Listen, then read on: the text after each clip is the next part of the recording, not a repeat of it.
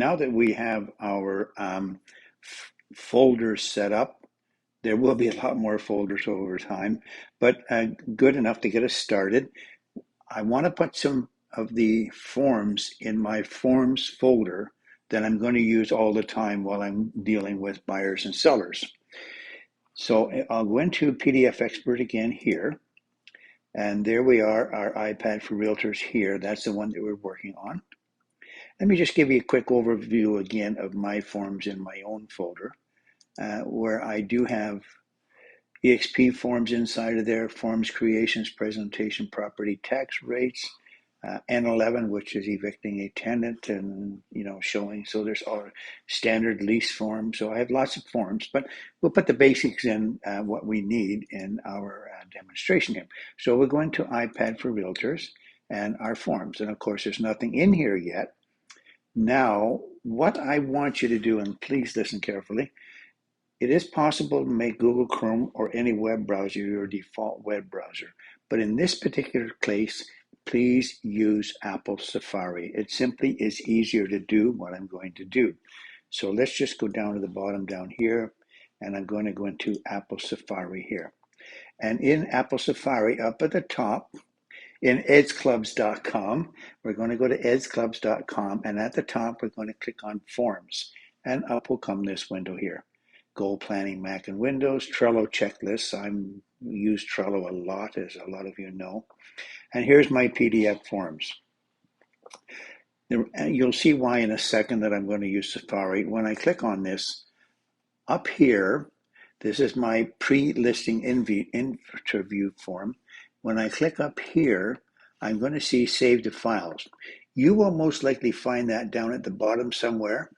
Just tap on Edit, and then you can drag it to the top, so you've always got it there. And when I save the files, I'm going to go into PDF Expert, and this is where it's different with Google Chrome. It's better with Safari. It seems to be more familiar with this. So we're going to go into PDF Expert. In there, we're going to go to iPad for Realtors, which is what we're working on. There's the other one, Properties. So we go on iPad for Realtors, and in there, we go on to Forms, and then Save. So I've just saved that form in my PDF Expert folder.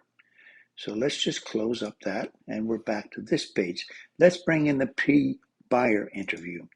So in the pre-buyer interview, same thing. Now it's going to default to where I was before in that same one. So that makes it quick and easy. I'll save that form, close that window. Let's bring in the showings form. This is the one I keep record of all the showings of every property that I showed when I'm showing them, and also the notes I would take about that property.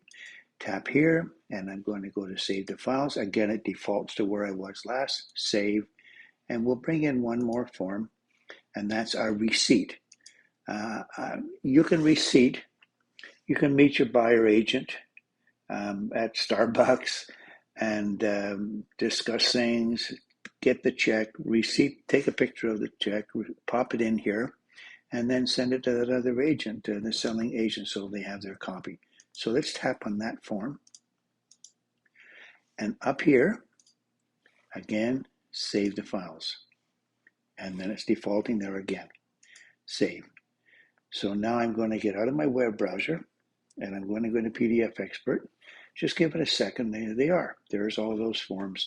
And now they're in my Forms folder in here. You'll see the white line just across the top there, which shows that I do have some paper in that folder, and actually PDFs, but we'll call them paper. You go in there, and when you need those forms, you can use them. So that's how you're going to bring all the forms in. Now, you may have your own forms that you use.